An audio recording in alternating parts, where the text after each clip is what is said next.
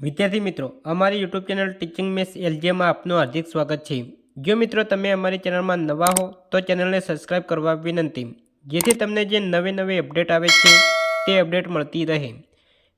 વિદ્યાર્થી મિત્રો, ધોરણ 9માં વિષય સામાજિક વિજ્ઞાન ગાલા સ્વાધ્યાય પોથી આપેલ છે, તેમાં પાઠ 6 1945 પછીનું વિશ્વ તેનું સંપૂર્ણ સોલ્યુશન કરીશું। જો વિદ્યાર્થી મિત્રો તમે સંપૂર્ણ વિડીયો જોશો તો તમને વધુ ખ્યાલ આવશે। અહીં વિભાગ એ આપેલ છે, યોગ્ય જોડકા જોડો। ઉત્તરના ખાનામાં વિભાગ બનો ક્રમાંક લખવાનો છે। તો અહીં ઉત્તર આપેલ છે અને અહીં જે ખાના આપેલા છે તેના જે વિભાગ બી છે તેના ક્રમ લખવાનો છે। વિભાગ અ ઈસવીસન 1948, તો તેનો જવાબ આવશે મ્યાનમાર અને શ્રીલંકા સ્વતંત્ર થયા। અહીં ત્રીજા ક્રમે છે એટલે જવાબ અહીં 3 લખીશું। ઈસવીસન 1955, તો તેનો જવાબ આવશે માંડુમ ખાતે તટસ્થ રાષ્ટ્રોની પરિષદ યોજાઈ। 5મા નંબરનો જવાબ છે એટલે અહીં જવાબ ક્રમ આવશે 5। ઈસવીસન 1961, અમેરિકાએ ક્યુબાની નાકાબંધી કરી। 4થા નંબરનો ક્રમ સાચો જવાબ છે એટલે અહીં ત્રીજામાં સાચો ક્રમ 4 લખીશું। ઈસવીસન 1964, તો ચીને પરમાણુ અખતરો કર્યો। અહીં પહેલા ક્રમે છે એટલે જવાબ આવશે અહીં 1। વિદ્યાર્થી મિત્રો, આ રીતે જોડકા જોડવાના છે એટલે કે અહીં ઉત્તરમાં સાચો ક્રમ લખવાનો છે। બ નીચેના વિધાનો ખરા છે કે ખોટા તે જણાવો। સંયુક્ત રાષ્ટ્રોના ખતપત્રનો આરંભ આમુખથી થાય છે। આ વિધાન ખરું છે। વિશ્વમાં સર્વપ્રથમ રશિયાએ ઈસવીસન 1945માં પરમાણુ અખતરો કર્યો હતો। આ વિધાન ખોટું છે।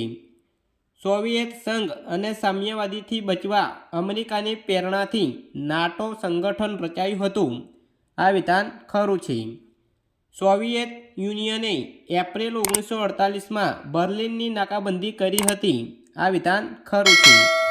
ઈસવીસન 1971માં ભારત અને ચીન વચ્ચે શાંતિ, મૈત્રી અને સહકારની સંધિ થયેલી છે। આ વિધાન ખોટું છે। દ્વિતીય વિશ્વયુદ્ધ પછી જર્મની અને ઇટાલી વચ્ચે ઠંડુ યુદ્ધ શરૂ થયું। આ વિધાન ખોટું છે। ક્યુબાની કટોકટીને ઠંડા યુદ્ધના અંતના આરંભ તરીકે ઓળખવામાં આવે છે। આ વિધાન સાચું છે।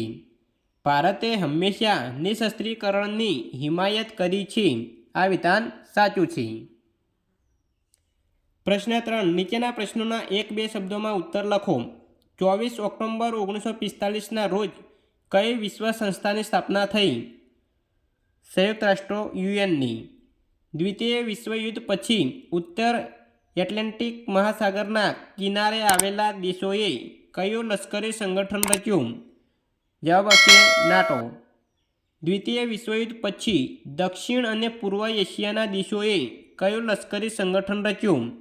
જવાબ આવશે સાટો। 4, રશિયાએ કયા સૈનિક સંગઠનની સ્થાપના કરી? વાર્સો કરાર। ઇંગ્લેન્ડની પ્રેરણાથી મધ્ય પૂર્વના દેશોએ કયા લશ્કરી સંગઠનની સ્થાપના કરી? સેન્ટો।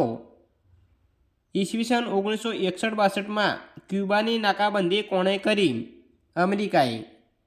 કઈ કટોકટીને ઠંડા યુદ્ધના અંતના આરંભ તરીકે ઓળખવામાં આવે છે?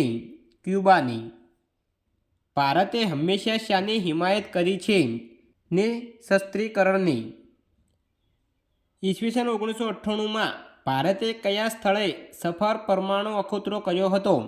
પોખરણ, રાજસ્થાન ખાતે। ભારતના કયા પાડોશી દેશના નવસર્જનમાં ભારતનો સિંહ ફાળો રહ્યો છે? અફઘાનિસ્તાન। પ્રશ્ન 4, નીચેના દરેક વિધાનની ખાલી જગ્યા માટે આપેલા વિકલ્પોમાંથી સાચો વિકલ્પ શોધી ખાલી જગ્યા પૂરો। ખાલી જગ્યાના દિવસે સંયુક્ત રાષ્ટ્રોની સ્થાપના થઈ। જવાબ આવશે એ 24 ઓક્ટોબર 1948। 2, રશિયાએ ખાલી જગ્યા નામના લશ્કરી સંગઠનની રચના કરી। જવાબ આવશે 2, વાર્સો કરાર।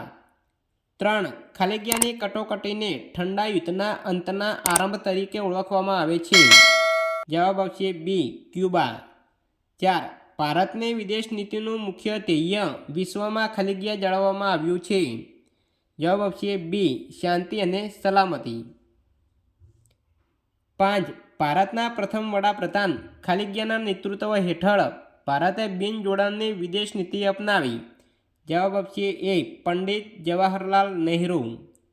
6. પશ્ચિમ જર્મનીએ આર્થિક અને અન્ય ક્ષેત્રોમાં સાધેલી પ્રગતિ ખાલી જગ્યા તરીકે ઓળખાય છે? જવાબ આપશે બી. જર્મન ચમત્કાર. 7. 11 માર્ચ 1985માં ખાલી જગ્યા સોવિયેત રશિયાના સામ્યવાદી પક્ષના નવા મહામંત્રી તરીકે સત્તા સ્થાને આવ્યા?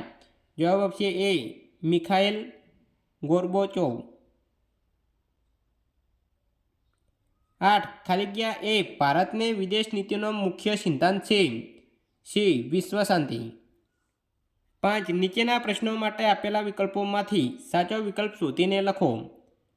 1. સંયુક્ત રાષ્ટ્રો યુએનના ખતપતનનો આરંભ શેનાથી થાય છે? આમુખથી.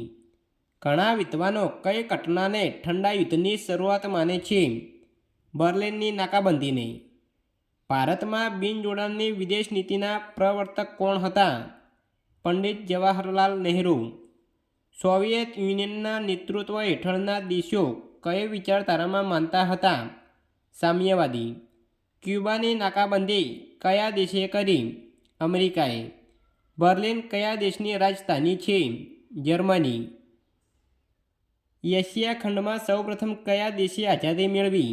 ભારતે. કઈ કટોકટીને ઠંડા યુદ્ધના અંતના આરંભ તરીકે ઓળખવામાં આવે છે? ક્યુબાની. ભારતની વિદેશ નીતિનું મુખ્ય ધ્યેય શું છે? વિશ્વ શાંતિ અને સલામતી. વિભાગ બી. નીચેના પ્રશ્નોના માગ્યા મુજબ ઉત્તર લખો. પ્રત્યેકના 2 ગુણ. તેમાં 1. દ્વિતીય વિશ્વયુદ્ધ પછી મહાસત્તાઓ વચ્ચેના સંબંધો સાથી તણાવપૂર્ણ બન્યા? જવાબ. વિદ્યાર્થી મિત્રો, અહીં જવાબ આપેલો છે તે તમે લખી શકો છો. 2. પંડિત જવાહરલાલ નહેરુ બિનજોડાણની નીતિ વિશે શું માનતા હતા? જવાબ.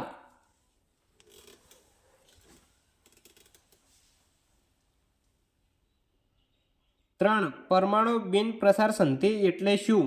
ભારતે તેના પર કેમ હસ્તાક્ષર કર્યા નથી? જવાબ.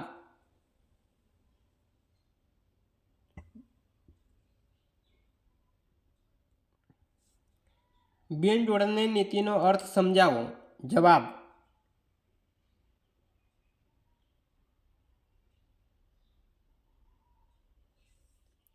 પ્રશ્ન 5. નીચેના પારિભાષિક શબ્દોની સમજૂતી આપો. 1. ઠંડુ યુદ્ધ. જવાબ.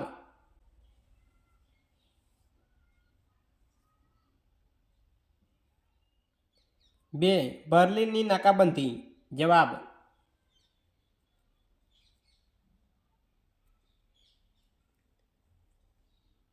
3. નાટો.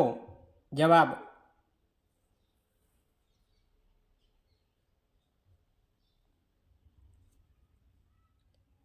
4. સિયાટો.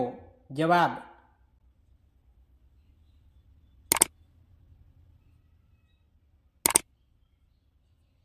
5. જર્મન ચમત્કાર.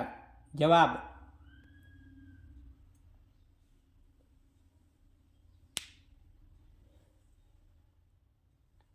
વિભાગ સી.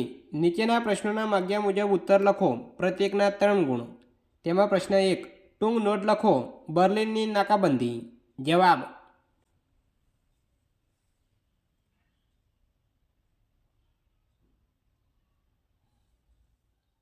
2. ટૂંક નોટ લખો. ક્યુબાની કટોકટી. જવાબ.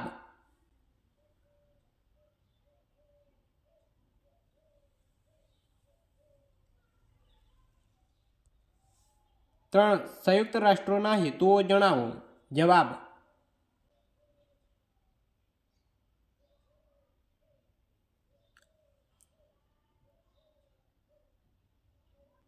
'જો વિદ્યાર્થી મિત્રો અમારો વિડીયો સારો લાગ્યો હોય તો લાઈક કરો, શેર કરો અને સબસ્ક્રાઈબ કરો અને કમેન્ટ કરવાનું તો ભૂલતા જ નહીં. Thank you.